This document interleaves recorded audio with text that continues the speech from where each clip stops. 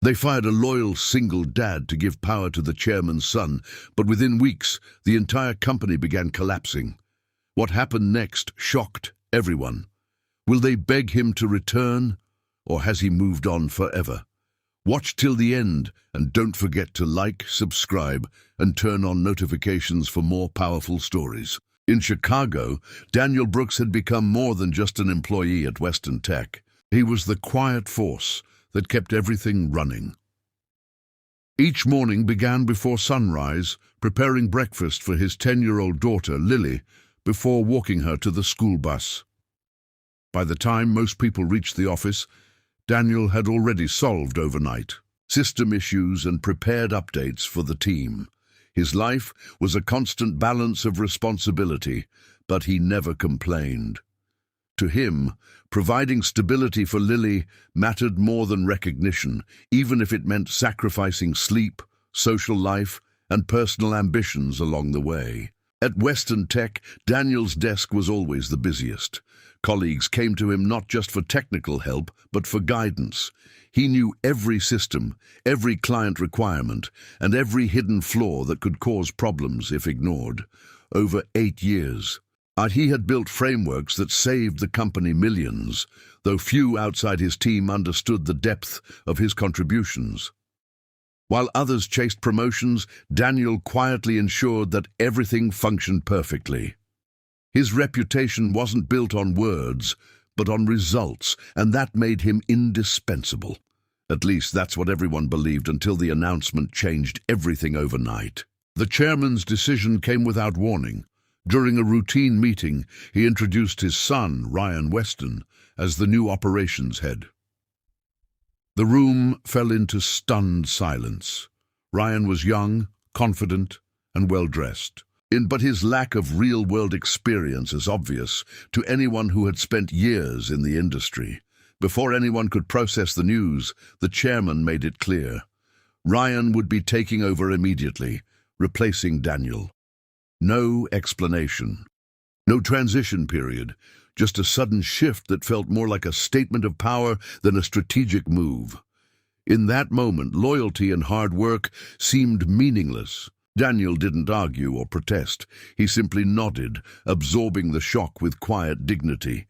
Inside, however, a storm of emotions raged. Confusion, disappointment, and a deep sense of betrayal.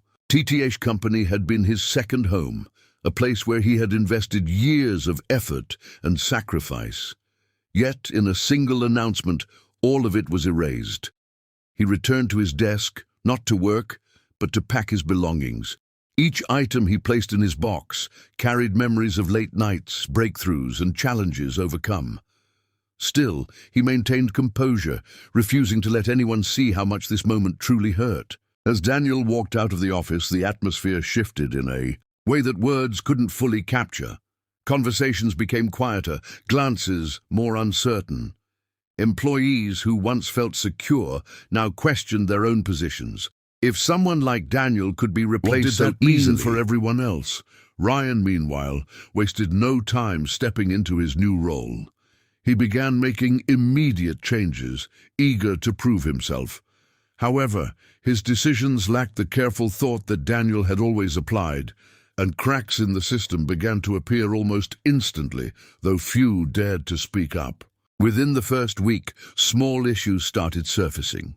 Deadlines were slightly delayed, minor errors slipped through, and communication between departments became inconsistent. Ryan dismissed these as temporary adjustments, assuring everyone that his vision would lead to greater success. But the employees who had worked closely with Daniel knew better. They understood how fragile the system truly was and how much it depended on careful management. Without Daniel's steady oversight, even the smallest misstep could trigger larger problems. Still, most remained silent, unwilling to challenge the authority of the chairman's son. By the second week, those small issues had grown into noticeable problems. A major client complained about delayed deliverables, something that had never happened under Daniel's leadership. Internal meetings became tense as departments blamed each other for the disruptions. Ryan responded with stricter rules and sudden policy changes, believing discipline would fix everything. Instead, it only created confusion and frustration. Employees struggled to keep up with the constant shifts, and morale began to drop. The sense of unity that once defined Western tech was slowly fading, replaced by uncertainty and quiet resentment. Meanwhile, Daniel focused on rebuilding his life outside the company. At home, he continued to prioritize Lily, ensuring that her routine remained unchanged despite the upheaval in his own life. Late at night, after she fell asleep, he began exploring new opportunities. Freelance projects, consulting offers, anything that would allow him to move forward. Though the situation had been unfair, Daniel refused to let bitterness define him. Instead, he channeled his energy into creating something new, something that no one could take away from him. For the first time in years, his future felt uncertain, but also full of possibility. Back at Western Tech, the third week brought undeniable consequences. Multiple projects missed critical deadlines, and clients who had once been loyal began considering other options. The board of directors grew increasingly concerned as reports highlighted declining performance.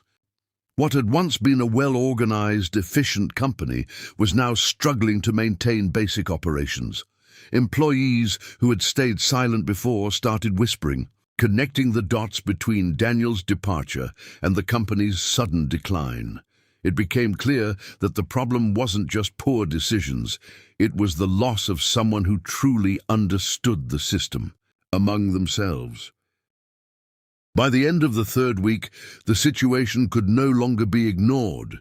The company that had once thrived on precision and reliability was now facing instability. Every missed deadline, every dissatisfied client pointed back to a single moment, the day Daniel was replaced. The realization spread quietly but powerfully throughout the organization. Western Tech hadn't just lost an employee, it had lost its foundation. And as the consequences unfolded, one question lingered in everyone's mind. Could the damage still be reversed, or had the company already crossed a point of no return? As chaos spread across Western Tech, the board of directors could no longer ignore the warning signs that were rapidly turning into serious threats. Weekly reports that once reflected steady growth now painted a troubling picture of decline and instability. Profits had begun to shrink at an alarming rate, and several long-term clients started voicing concerns about delayed deliverables and poor communication. Internally, departments that once collaborated seamlessly were now caught in cycles of confusion and blame. The sense of unity that had defined the company for years was slowly unraveling, replaced by frustration, uncertainty, and growing distrust among employees at every level. Ryan Weston, despite his title and authority, struggled to maintain control over the operations he had inherited so suddenly. His decisions often lacked depth and foresight, driven more by impulse than understanding.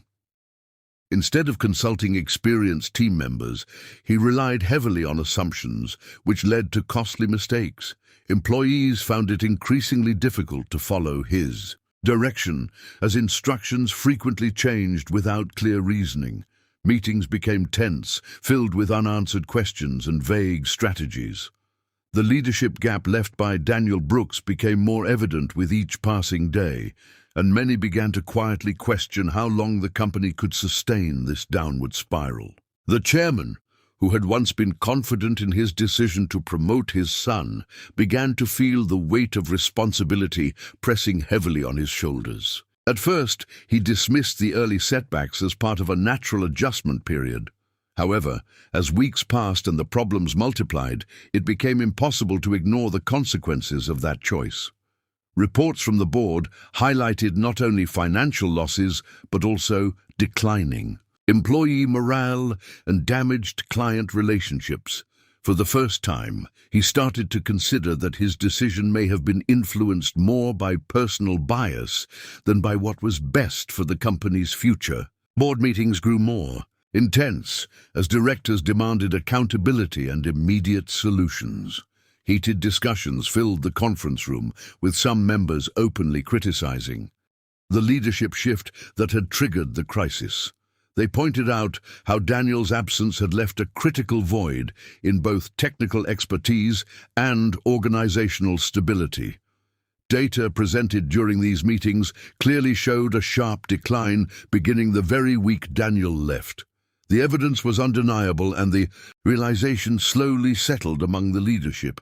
Western Tech had not simply lost an employee, it had lost the very foundation that supported its success for years. While the company struggled, Daniel Brooks was quietly rebuilding his life in a completely different environment. From a modest home office in Chicago, he began consulting for a small but ambitious startup that recognized his value immediately. Unlike his previous workplace, this new team listened to his insights and trusted his experience. Daniel approached the opportunity with humility, but also with renewed confidence.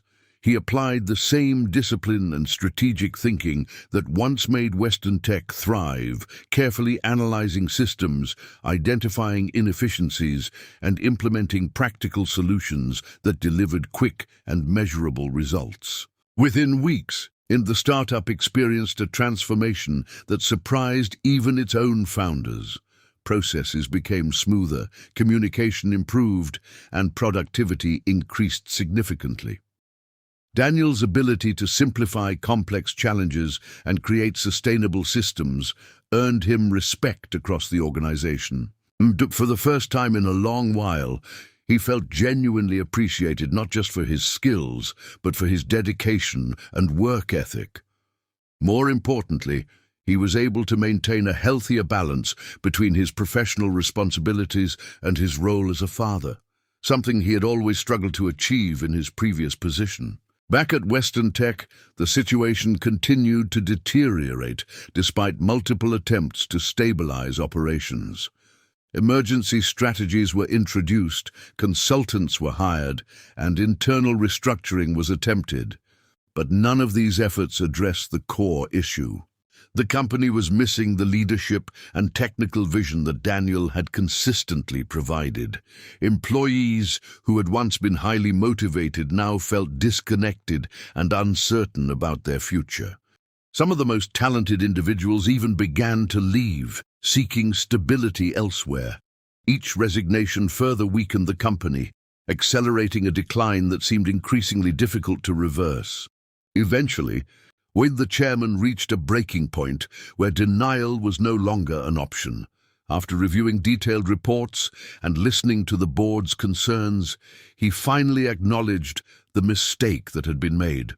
It was a difficult realization, one that challenged both his. He understood that repairing the damage would require more than just internal adjustments. It would require bringing back the person who had once held everything together. With hesitation but growing urgency, he agreed with the board's recommendation to reach out to Daniel and ask him to return. The message sent to Daniel was carefully written, expressing regret and offering him a chance to reclaim his position with improved terms and authority. When Daniel received the request, he took his time before responding. He reflected on everything he had experienced, the long hours, the sudden dismissal, and the emotional toll it had taken on him and his daughter.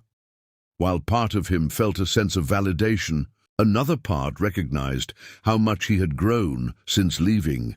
He was no longer the same employee who had quietly accepted decisions without question. He had evolved into someone who understood his worth and the value of his contributions. As Daniel considered the offer, he also looked around at the life he had begun to build. The startup he was helping continued to grow, and his role within it was becoming increasingly significant. He had flexibility, respect, and a sense of purpose that went beyond just maintaining systems. For the first time, he had control over his professional path and the freedom to make choices that aligned with his personal values. Returning to Western tech would mean stepping back into an environment that had once overlooked his contributions, and that decision could not be taken lightly. In the end, Daniel's journey was no longer defined by a single company or position. Whether he chose to return or move forward, the power now rested entirely in his hands. Western tech's collapse served as a powerful reminder that true leadership cannot be replaced by privilege alone. It is built through experience, trust, and consistent dedication over time. Daniel had proven his worth not just to one organization, but to himself. And that realization gave him something far more valuable than any job title, the confidence to shape his own future on his own terms.